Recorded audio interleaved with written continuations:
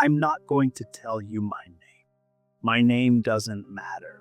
My name is the product. The person underneath it is who's speaking. I want to tell you how it works, not how it looks. How it actually works. Because you've been watching the product for so long. You've forgotten there's a child inside it. It starts with talent, real talent, the kind that lights up a room, the kind that makes adults go quiet, the kind that makes your parents see a future they never had for themselves. And then the machine notices. The machine is polite at first, very polite. It uses words like opportunity and gift and potential. It tells your parents they'd be selfish not to. It tells the child they were born for this, and the child believes it because children believe what adults tell them. Michael Jackson was 5 years old. 5 years old when the machine first noticed him. By 8, he was performing 5 nights a week. By 10, he was the breadwinner for 9 people. By 15, he had no childhood left to lose, and the world called it a gift. Here is what nobody tells you about child stardom. The child does not own the gift. The gift owns the child. The child becomes the instrument, and instruments don't get days off. I know this because I lived a version of it.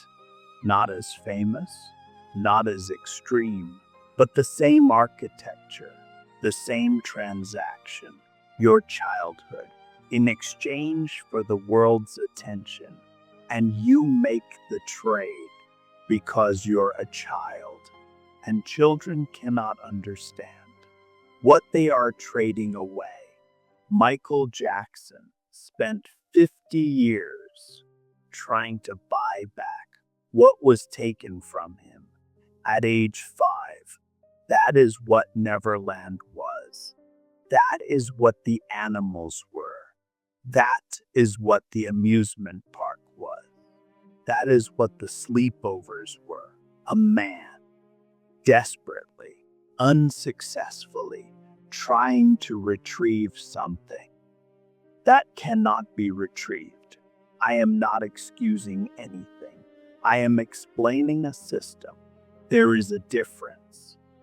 The system takes a child, strips away everything that makes them ordinary, replaces it with performance, then markets the performance to billions of people who pay to watch.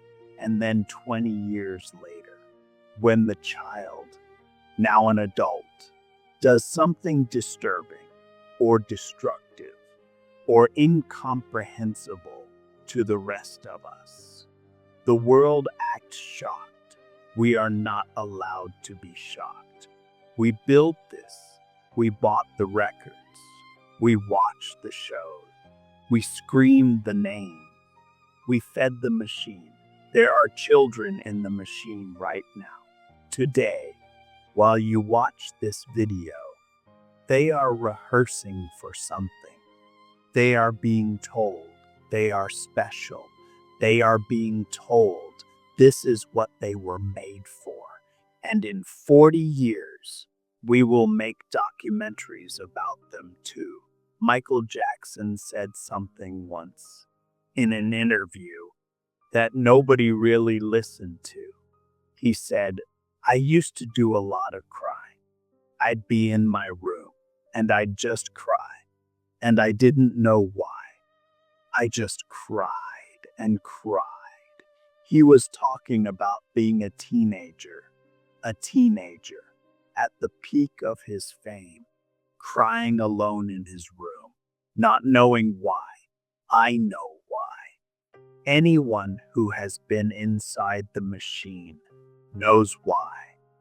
because he had given everything and received everything, except the one thing that a human being actually needs, which is to be loved. For nothing, for simply existing. The machine does not love you for existing. The machine loves you for producing. The moment you stop producing, the machine stops loving you. And if you were 5 years old, when the machine first told you it loved you, you spend the rest of your life trying to produce enough to keep it. You can't. Nobody ever has. I want to ask you something, and I want you to sit with the question. Don't answer it quickly. If Michael Jackson had never been famous, if he had been allowed to be ordinary, what do you think his life would have looked like? I think he would have been a music teacher in a small town somewhere, teaching kids to sing, watching them get it right, going home for dinner, sleeping through the night. I think he would have been happy, genuinely, quietly happy. And we stole that from him with our applause. This video is not about Michael Jackson. It is about the next Michael Jackson, who is 8 years old right now, standing in front of a camera, being told this is what they were made for. Go find that child and tell them the truth. You were made for more than this. You were made for an ordinary life, full of ordinary love. And that is the rarest thing there is. The machine never sleeps. It is always looking for the next child with the gift. The question is whether we keep feeding it.